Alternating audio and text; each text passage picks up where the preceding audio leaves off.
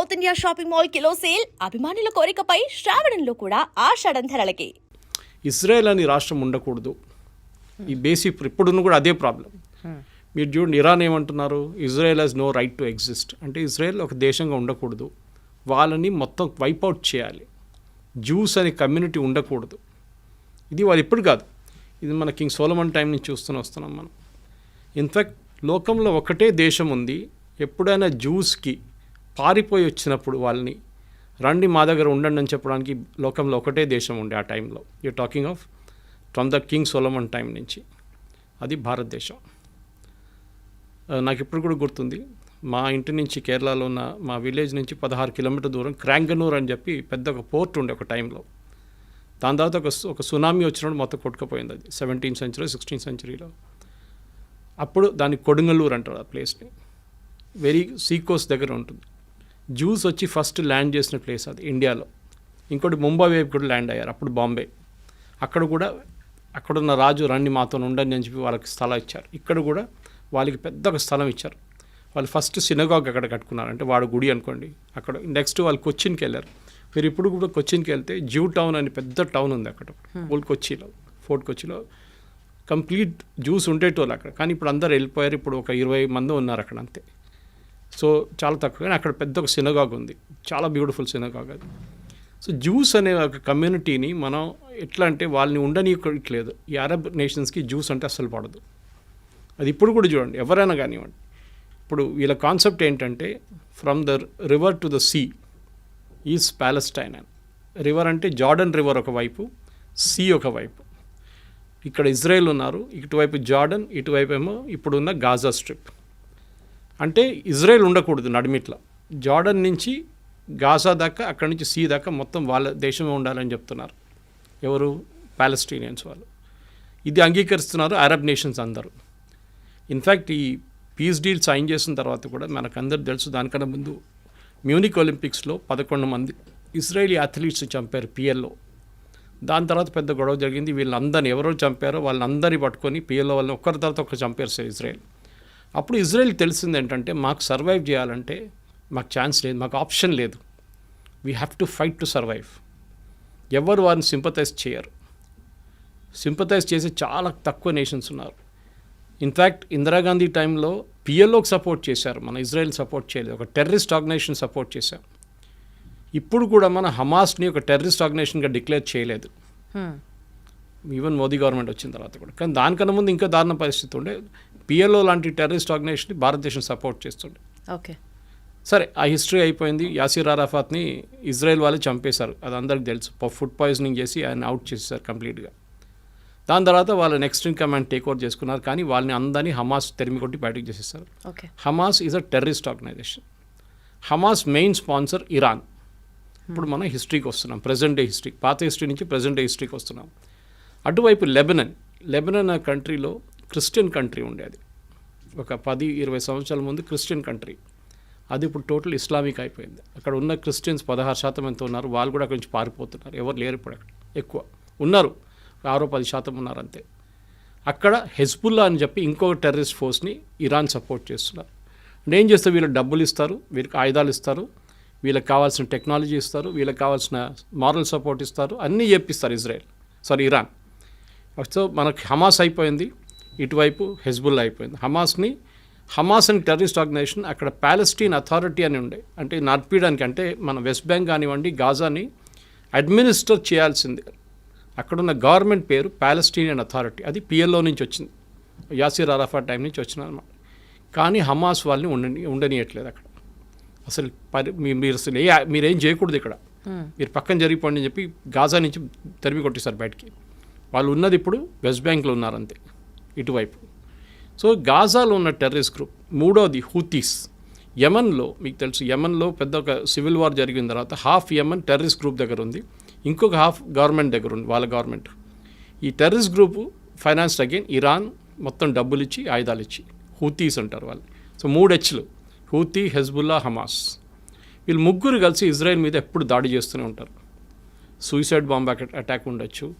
మనం మర్చిపోకూడదు, చాలామంది అరబ్స్ ఇజ్రాయెల్లో ఉంటారు, పనిచేస్తారు ఇజ్రాయెల్లో, కానీ అప్పుడు కూడా ఇజ్రాయెల్ వాళ్ళని ఉండనిస్తున్నారు, ప్రాబ్లం లేదు. కానీ అప్పుడప్పుడు ఏం చేస్తారంటే ఈ గాజా వైపు నుంచి వచ్చిన వాళ్ళు ఎవరైనా లేకుంటే ఈ గ్రూప్ నుంచి ఎవరైనా సూసైడ్ బాంబ్ చేస్తారు.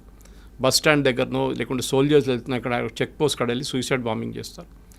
అది ఇజ్రాయెల్ తర్వాత స్ట్రాటజీ యూజ్ చేసి దాన్ని అడ్డుకున్నారు. ఇదంతా మొదలైంది ఎక్కడంటే October 7th మనకు అందరికీ తెలుసు 2 సంవత్సరాల ముందు October 7th ఇజ్రాయెల్ మీద గాజా నుంచి పెద్ద ఒక దాడి జరిగింది. మేజర్ ఇంటెలిజెన్స్ ఫెయిలియర్ అది, దాంట్లో డౌట్ లేదు. 1000 మంది కనుక చనిపోయారు, 1200 మందిని కిడ్నాప్ చేసి తీసుకెళ్లారు, మన అందరికి తెలుసు అది. దాంట్లో ఇప్పుడు కూడా 48 మంది వాళ్ళ దగ్గర ఉన్నారు, పాలస్టీనియన్ టెర్రరిస్ట్ దగ్గర ఉన్నారు, హమాస్ దగ్గర. హమాస్ ఏం చేశారంటే అక్కడున్న హెల్త్ మినిస్ట్రీ వాళ్ళ దగ్గర ఉంది, అక్కడున్న హాస్పిటల్ కానివ్వండి, స్కూల్ కానివ్వండి, దాని కింద ఇరాన్ నుంచి వచ్చిన డబ్బులు పెట్టి ఒక 10 సంవత్సరాల నుంచి టనల్స్ కట్టుకున్నారు, అండర్గ్రౌండ్ టనల్స్. ఈ అండర్గ్రౌండ్ టనల్స్లో దాచుకుంటారు, ఎందుకంటే వీళ్ళు పైన ఎక్కడ ఉంటే ఇజ్రాయెల్ వచ్చి బాంబు చేసేస్తారు. సో టనల్స్లో ఉంటారని వాళ్ళ స్ట్రాటజీ అది. కానీ ఇజ్రాయెల్ ఇంటెలిజెన్స్ నేను చెప్పినట్లు మొస్సాడ్ వాళ్ళ చాలా ఎఫెక్టివ్, వాళ్ళకి పిన్ పాయింట్ అక్యురసీతో చెప్తారు ఈ బిల్డింగ్లో ఉన్నారు అని క్లియర్గా చెప్పినప్పుడు కొడతారు. అది ఇస్మాయిల్ హనియా ఇరాన్లో కొట్టినట్లు కానివ్వండి, నస్రుల్లాని మన లెబనాన్లో కొట్టినా కానీ, వీళ్ళందరినీ ఎక్కడున్నా కానీ ఇక్కడున్న హమాస్ వాళ్ళ టెర్రరిస్ట్ గ్రూప్ లీడర్స్ కూడా టార్గెట్ స్పెసిఫిక్ కొడతారన్నమాట. సో ఏం చేస్తారంటే ఇప్పుడు హమాస్ని కంప్లీట్గా ఫినిష్ చేసేసారు. కానీ ఇప్పుడు కూడా గాజాలో నడుస్తుంది, డైలీ 2-3 ఇజ్రాయలీ సోల్జర్స్ చనిపోతున్నారు. కానీ ఆల్మోస్ట్ వైప్అవుట్ చేసేసారు గాజా నుంచి. అటువైపు వైప్అవుట్ ఉంది, కానీ ఇంకా ఉన్నారు వాళ్ళు హైలీ ట్రైన్డ్ వాళ్ళు. అంటే హైలీ ట్రైన్డ్ అంటే మోటివేటెడ్. అదే టైంలో లెబనాన్ వైపు మొత్తం ఫినిష్ చేసేసారు అక్కడ కూడా.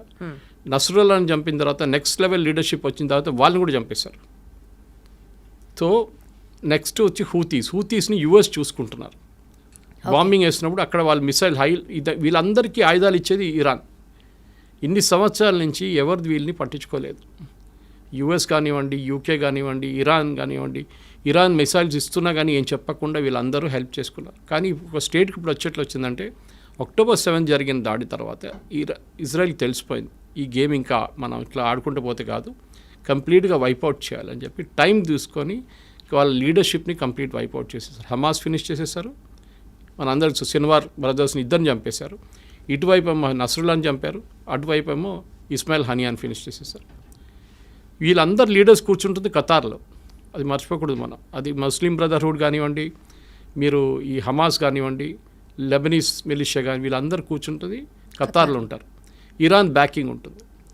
ఇరాన్కి సౌదీ అరేబియాకి పడదు, ఇరాన్కి బహ్రెయిన్కి పడదు, ఇరాన్కి యమన్కి పడదు, యమన్కి ఇరాన్కి ఒమాన్కి పడదు. ఇలా Iran is a Shia nation. Shia nation అంటే సార్, షియా అంటే వీళ్ళ ముస్లిమ్స్లో 2 గ్రూప్స్ ఉంటారు. షియా మైనారిటీ, మన హైదరాబాద్ వైపు చాలామంది షియాస్ ఉంటారు ఇక్కడ, ఎందుకంటే నిజాం ఒరిజినలీ ఫస్ట్ పర్షియా, వీళ్ళు షియాస్ అన్నమాట. ఇక్కడ సున్నీస్ మెజారిటీ ఉంటారు, 90% ఆల్మోస్ట్ సున్నీస్ ఉన్నారు వరల్డ్ వైడ్. వీళ్ళకి ఎప్పుడు ఇద్దరికి పడదు. దే డోంట్ బిలీవ్, వాళ్ళ కాన్సెప్ట్ అలాగ ఉంటుంది, ప్రాఫెట్ మొహమ్మద్ నుంచి వచ్చే కాన్సెప్ట్ అలాగ ఉంటుంది.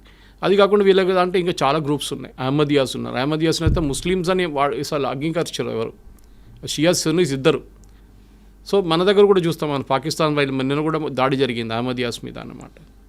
సో చాలా మటుకు ముస్లిమ్స్లో చిన్న చిన్న గ్రూప్స్ ఉన్నాయి, కానీ మేజర్ గ్రూప్స్లో సున్నీస్ షియా. సో ఈ షియా నేషన్ ఉన్న ఇరాన్ని వీరెవరు సీరియస్గా తీసుకోరు. ఎవరు సౌదీ అరేబియా ఉండొచ్చు కానీ మిగతా. సో వాళ్ళ ఒక బలం చూపించడానికి ఇరాన్ ఏం చేశారంటే చాలా రోజుల నుంచి, అంటే అయతొల్లా ఖొమేనీ టేక్ ఓవర్ చేసుకున్నప్పటి నుంచి 70s ఆ టైంలో దానికన్నా ముందు ఇరాన్ చాలా మోడర్న్ నేషన్ ఉండే. మీరు ఒకసారి ఆ టైం ఇరాన్ ఫోటోగ్రాఫ్స్ చూస్తే మీరు యూఎస్లో ఉన్నారా లేకుంటే ఇరాన్ అన్న ఒక డౌట్ వస్తుందన్నమాట. బీచ్లో బికినీ చేసుకుని తిరిగేది, పబ్స్ ఉండేది, అక్కడ చాలా మోడర్న్ నేషన్ ఉండేది షా ఆఫ్ ఇరాన్ ఉన్నప్పుడు.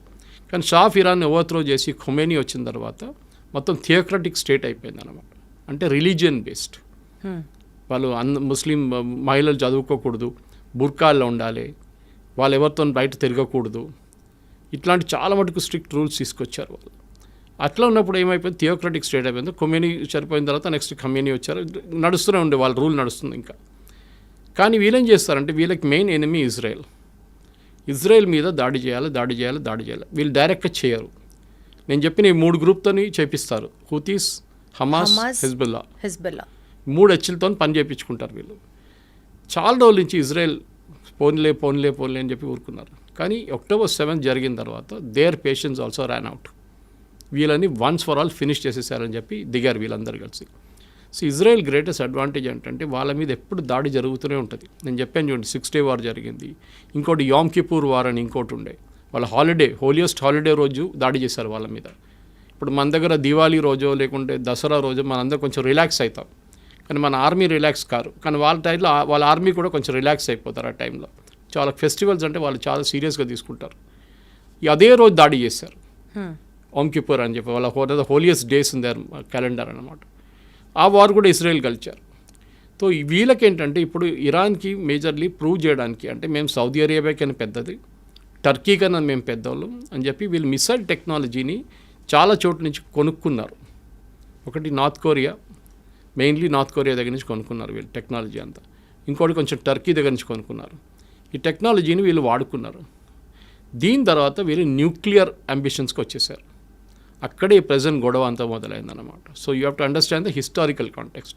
దానికోసం మీకు ఫ్లాష్ బ్యాక్ అని చెప్పాను. 100% సార్, నాకు అంతా అర్థమైంది. థ్యాంక్ యూ సో మచ్, ఎంత క్లియర్గా ఎక్స్ప్లెయిన్ చేసినందుకు. ఫస్ట్ ఆడియన్స్కి కూడా హిస్టరీ తెలిస్తే ఇంకా ఎక్కువ ఫాలో అవుతారు. సార్ ఇప్పుడు కమింగ్ టు ది పాయింట్, అసలు ఇజ్రాయెల్కి ఇరాన్కి మధ్యలో ఎంతసేపు ఇరాన్ ఇజ్రాయెల్ని ఫినిష్ చేయాలి అన్న ఆలోచన, అది కేవలం మతపరంగానే చూస్తామా, లేకపోతే డామినెన్సా, లేకపోతే పవర్ కోసమా, లేదా ఆయిల్ డామినెన్స్ కోసం, ప్రపంచవ్యాప్తంగా ఆయిల్ మా దగ్గర నుంచే ఉండాలి అన్న ఒక ఆ స్టేట్మెంట్ కోసమా? అసలు ఎందుకు, why is Israel being targeted now and then? ఇండియాను ఎందుకు టార్గెట్ చేస్తారండి? పాకిస్తాన్ కానీ మిగతా ఇస్లామిక్ నేషన్స్, టర్కీ చేస్తున్నారు, అజర్బైజాన్ చేస్తున్నారు. Why is India targeted? Hindu nation, okay, Hindu nation అంటారు. కానీ మన దగ్గర ఉన్న ముస్లిమ్స్ ఆఫ్టర్ ఇండోనేషియా తర్వాత మన దగ్గర అందరికన్నా పెద్ద సెకండ్ లార్జెస్ట్ ముస్లిమ్స్ ఉన్న దేశం భారతదేశం. మీరు అడిగిన మతం పరంగా కాదు ఇది. ఇది బేసికలీ వీళ్ళ లాజిక్. నేను స్టార్టింగ్ మీకు ఎక్స్ప్లెయిన్ చేశాను. Israel has no right to exist. రేపు చెప్తారనుకోండి పాకిస్తాన్, భారతదేశంగా ఉండనే అసలు వాళ్ళకి అర్హత లేదు, వాళ్ళు ఫినిష్ చేసేయాలంటే మీరు ఎట్లా రియాక్ట్ అవుతారు? మా దేశం, మా ప్రాబ్లం మీకెందుకు అని చెప్పి ఇజ్రాయెల్ ఏం చేశారంటే, సరే వీ హ్యావ్ టు ఎగ్జిస్ట్. మా మీద ఆల్రెడీ 2-3 పెద్ద యుద్ధాలు జరిగినాయి మా మీద, మేము అన్నీ గెలుచుకున్నాం. ఇంకోటి అక్కడ ఒక చుక్క నీళ్ళు పడదు, వర్షం పడదు. అప్పుడు కానీ వాళ్ళ అగ్రికల్చర్లో #1 ప్రొడక్షన్, టెక్నాలజీలో దే ఆర్ #1, మిలిటరీ టెక్నాలజీలో దే ఆర్ సూపర్. వాళ్ళ ఐరన్ డోమ్ చూసాం చాలా మటుకు. మనకి ఇజ్రాయెల్ గురించి చెప్తున్నాను. ఇరాన్ కాదు, ఇరాన్ అక్కడి నుంచి కొనుక్కున్నారు దొంగతనంతో. అది పాకిస్తాన్ చేసినట్లనే. పాకిస్తాన్ న్యూక్లియర్ టెక్నాలజీ జర్మనీ నుంచి దొంగతనం తీసుకొచ్చిన మనిషి ఏక్యూ ఖాన్. ఆయన సెటప్ చేశారు వాళ్ళ న్యూక్లియర్ అంబిషన్స్. ఇన్ఫ్యాక్ట్ ఆ టైంలో 1980s 90sలో ఇజ్రాయెల్ ఆఫర్ చేశారు ఇండియాకి, మేము పాకిస్తాన్ దగ్గర ఉన్న న్యూక్లియర్ టెక్నాలజీని మొత్తం ధ్వంసం చేస్తాం, ఇప్పుడు ఇలాగా ఇరాన్ మీద చేస్తున్నాడు, దాడి చేస్తామంటే అప్పుడున్న కాంగ్రెస్ గవర్నమెంట్ ఒప్పుకోలేదు. ఆలోచించండి, అప్పుడు చేస్తుంటే మనకి థ్రెట్టే ఉండదు పాకిస్తాన్ దగ్గర. సరే దాని పక్కన పెడదాము. ఇప్పుడు ఇరాన్ కేసులో ఏమైందంటే, ఇరాన్కి న్యూక్లియర్ టెక్నాలజీ వాళ్ళ చేతికి దొరికింది, వాళ్ళకి యురేనియం దొరికింది, ఇంపోర్ట్ చేసుకోవచ్చు మీరు ఫర్ పీస్ఫుల్ పర్పసెస్. కానీ పీస్ఫుల్ అని ఇరాన్ ఎప్పుడు ఉండరు, మన అందరికి తెలుసు. వాళ్ళకి అంబిషన్ ఏంటంటే, ఒకటి మాకు వరల్డ్లో మేమే #1 లీడర్. అంటే ఒకవైపు టర్కీ ఏమంటున్నారంటే, మేమే ఒరిజినల్ ఖలీఫా, అక్కడి నుంచి మా లైనేజ్ డైరెక్ట్ ప్రాఫెట్ మొహమ్మద్ నుంచి మాకే, మేము ఖలీఫేట్ మేమే. ఒటువైపు సౌదీ అరేబియా ఏమంటున్నారు, హోలియెస్ట్ సైట్స్ మా దగ్గర ఉంది, మెక్కాన్ మదీనా మా దగ్గర ఉంది, we're the original Muslim Islamic nation. ఇంకోవైపు పాకిస్తాన్, మన అసీం ముని స్టేట్మెంట్ చూసుంటారు, we're the second after Saudi Arabia, మేమే సెకండ్ లార్జెస్ట్ ఇస్లామిక్ నేషన్ అంటున్నారు. ఇప్పుడు ఇరాన్ అంటున్నారు మేమేం చేయాలి, మేము కూడా మా పవర్ చూపించాలని చెప్పి వీళ్ళు న్యూక్లియర్ ప్రాసెసింగ్ స్టార్ట్ చేశారు. ఆల్రెడీ వాళ్ళ దగ్గర బ్యాలిస్టిక్ టెక్నాలజీ ఉంది. బ్యాలిస్టిక్ అంటే మీకు ఒక 100 కిలోమీటర్ నుంచి 500-600 కిలోమీటర్ కొట్టచ్చు మీరు. ఇప్పుడు 1000 కిలోమీటర్ కూడా ఉంది, మిసైల్స్ కొట్టచ్చు. కానీ మిసైల్స్ని మీరు ఒకటి అమ్యునిషన్ పెట్టి పంపించవచ్చు, ఇంకోటి న్యూక్లియర్ వెపన్ పెట్టి పంపించవచ్చు. న్యూక్లియర్ వెపన్ ఎవరు వాడరు, ఉంటుంది దమ్కి వేయడానికి ఉంటుంది అంతే, నా దగ్గర ఉంది చూడు అని చెప్పడానికి. పాకిస్తాన్ చేసినట్లు మనం బ్లఫ్, మోదీ గారు అన్న వీ కాల్ దేర్ బ్లఫ్ అన్నారు. ఇరాన్ ఏం చేశారంటే, న్యూక్లియర్ ప్రాసెసింగ్ మొదలుపెట్టి వాళ్ళ పవర్ ప్లాంట్ ఉంది, వాళ్ళకి ఒక న్యూక్లియర్ పవర్ ప్లాంట్ అక్కడ వాడుకుంటారు. ఇప్పుడు మన హైదరాబాద్లో చర్లపల్లిలో న్యూక్లియర్ ఫ్యూయల్ కాంప్లెక్స్ ఉంది.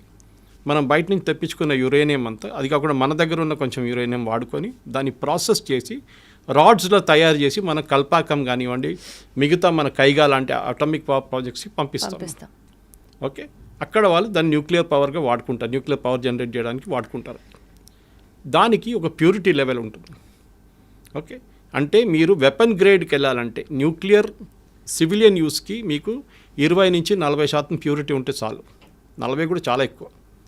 కానీ మీరు 60% దాకా ప్యూరిటీ మీరు అంటే సెంట్రిఫ్యూజ్ అంటారు దాన్ని. మీరు కాలేజ్లో మనం ఫిజిక్స్ కెమిస్ట్రీ ఎక్స్పెరిమెంట్ చేస్తున్నప్పుడు ట్యూబ్స్ పెట్టి ట్యూబ్స్లో కొన్ని లిక్విడ్ సెంట్రిఫ్యూజ్ చేస్తారు దాన్ని, ఫాస్ట్గా తిప్పుతాం. సెడిమెంట్ అంతా కిందకి దాని నెక్స్ట్ టెక్నాలజీ చాలా advance technology, same centrifuge technology nuclear యురేనియంలో యూజ్ చేస్తారు ప్యూరిటీ తీసుకురావడానికి. వీళ్ళు కూడా ఏం చేశారంటే ఇరాన్ ఈ కొంచెం రిలాక్స్గా ఉన్న టైంలో యూఎస్ కానీ వీళ్ళు కానీ బయట నుంచి ఏదో ఇంకో పేరు చెప్పి ఆ సెంట్రిఫ్యూజ్ తెప్పించుకున్నారు.